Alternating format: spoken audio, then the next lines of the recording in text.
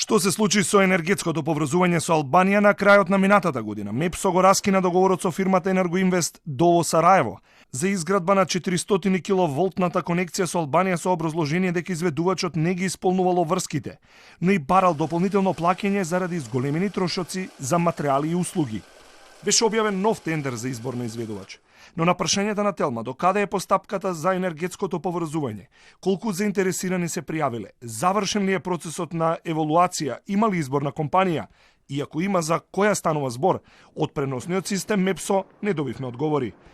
Поради тоа и натамо станува да виси прашањето дали овој пат ќе успее процесот за енергетското поврзување со Албанија. Кога се соопшти дека се објавува нов меѓународен тендер, првиот човек на МЕПСО, Бурим Лјатифи, зборуваше дека проектот е важен за енергетската стабилност на земјава и за отпорноста на преносната мрежа и нова можност за нови приклучоци. Телма претходно објави дека раскинувањето на договорот со претходната фирма, Енергоинвест ДОО Сараево, според неофицијални информации, ќе го чинат МЕПСО околу 8 милиони евра. На ова од компанијата одговорија дека станува збор за паушална и шпекулативна сума, без конкретно да одговорат колку ќе треба да се плати.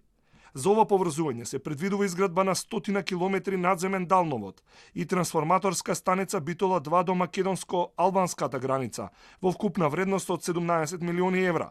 Парите се од заеми, грантови од ЕБОР и европските фондови. Претходно се зборуваше дека планот е изградбата да почне на почетокот на 2026-та, а да заврши на крајот од 2027 година.